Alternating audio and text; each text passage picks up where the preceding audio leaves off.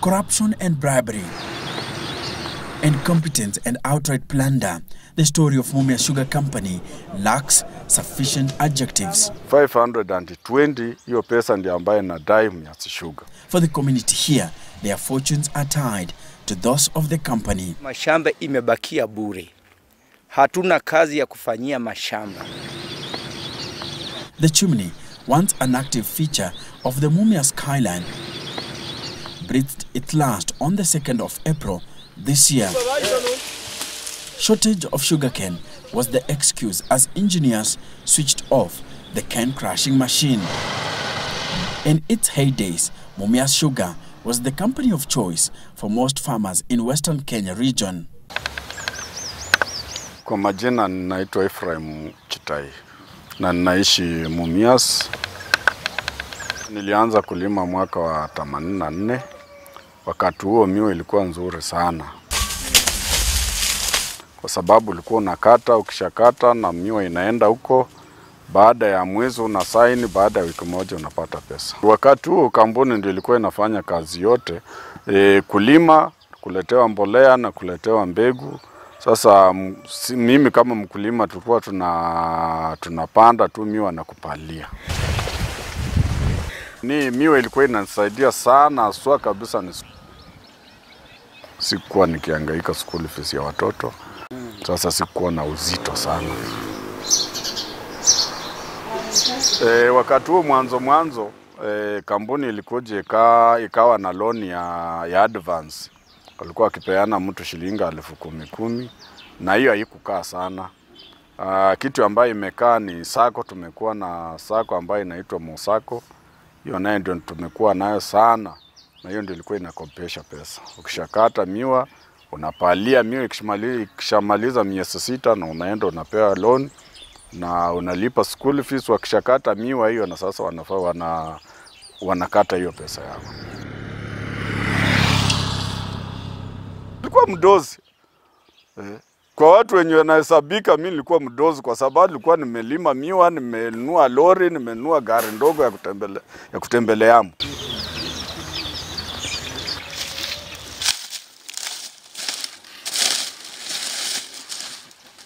Mimi kwa majina naitwa Said Sako Kumu.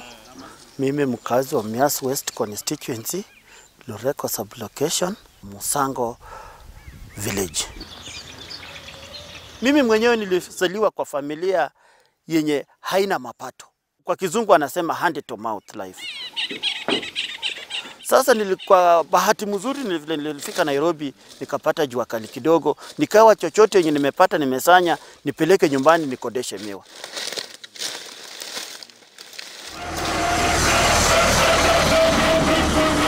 Nilikuwa na furaha kubwa.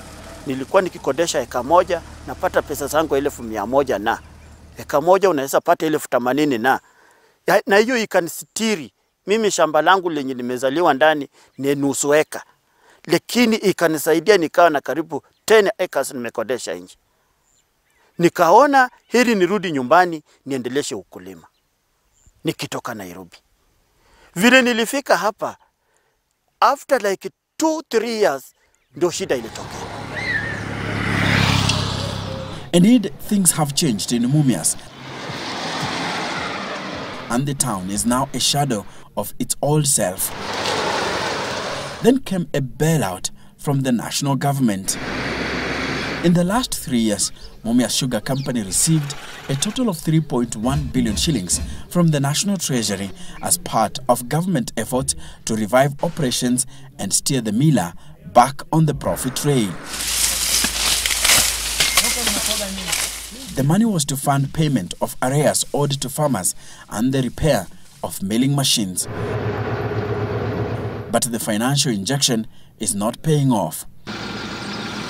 Alongside many other farmers throughout the country, sugarcane growers here in Mumias are struggling to earn enough to survive and have been forced to borrow money to continue farming and pay bills, most of them falling into the cycle of debt.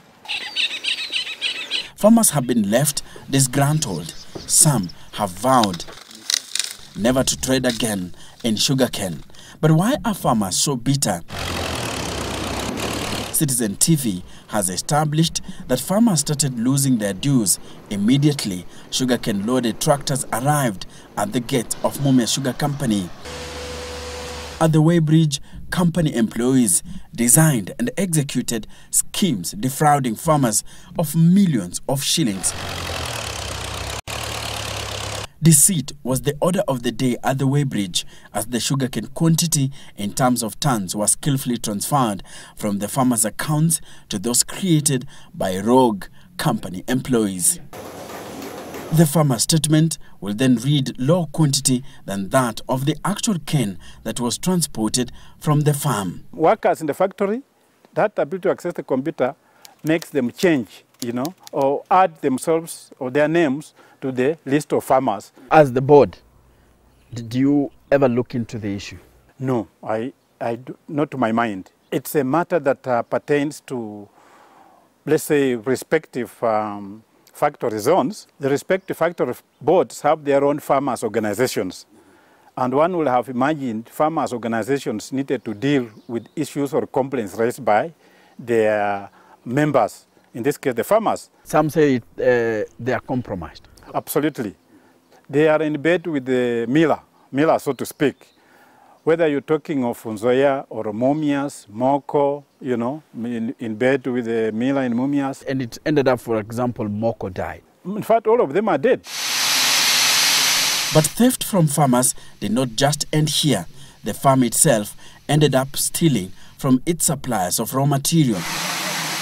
In one of the biggest scandals in the agriculture sector, the sugar company will charge farmers exorbitantly for services and inputs extended to them on credit. We saw statements charging farmers exorbitantly for cane deliveries to the factory, plowing, farrowing, seeds, harvesting and fertilizer supply, among other costs.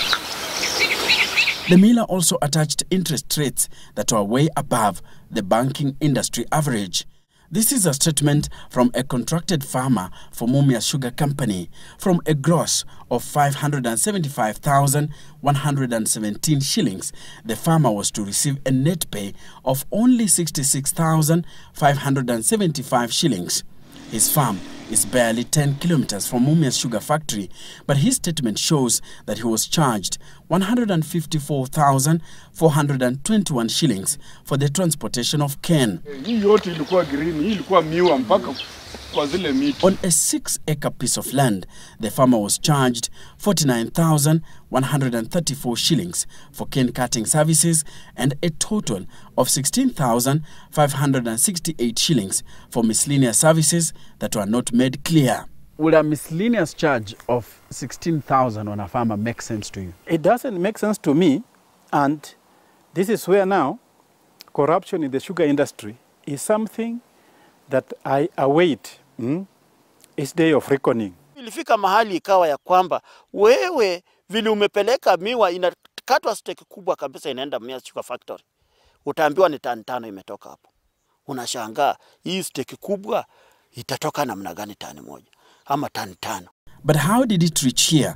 Several investigative reports point to unholy alliances between senior managers and farms that traded with the sugar company, fleecing the miller of billions of shillings. The ultimate result was that the company plunged into huge losses.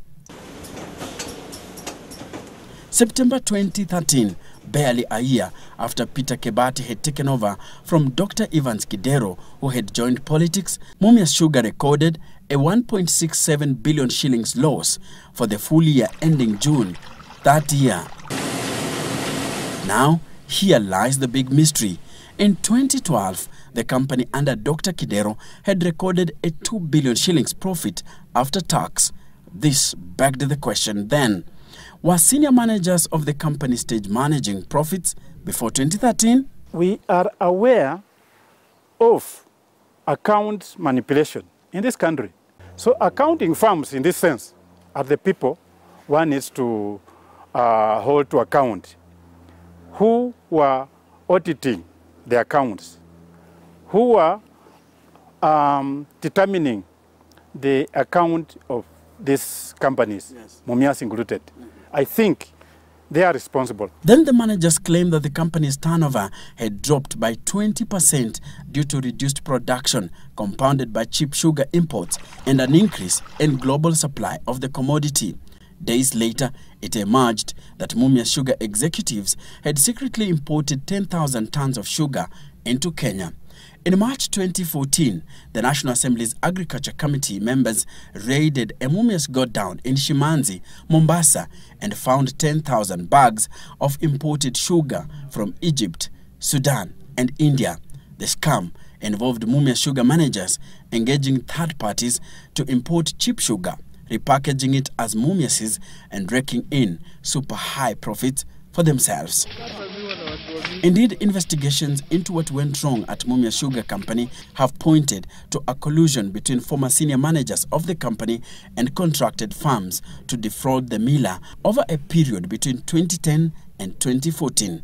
The Capital Markets Authority has zeroed in on suspected discounts to selected customers during the tenure of former Nairobi Governor Dr. Evans Kidero.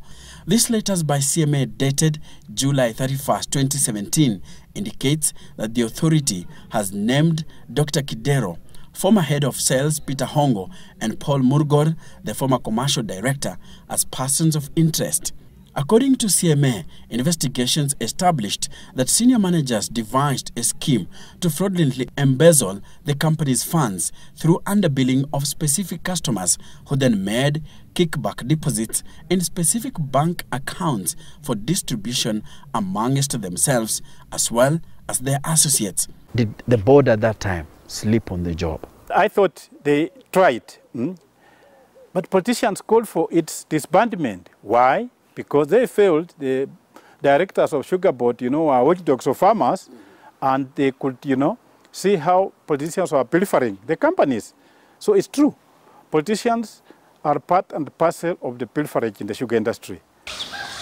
As investigators continue to look for the people who led to the collapse, Ephraim Chitai has only one wish. Kuna watoto tatu wenye wako shuleni. Kwa mahindi uweze lipa hiyo school fees. Sasa Mumias Sugar ikirudi, mimi ndio nataka irudi. Hata nisipolipwa yenye pesa yenye ilifanya nini, yenye ilipotelea huko, lakini miwa warudishe, ndio sisi maisha yetu yaendelee. Pesa ya kawaida ya kujisitiri nayo na kifamilia ndio imejaribu kunisaidia, kwa sababu siwezi tarajia shilingi 1,100 mara moja. Lakini miwa nilikuwa napata 1,100 mara moja. Enock Sikolia, Citizen TV, and the county of Kakamega.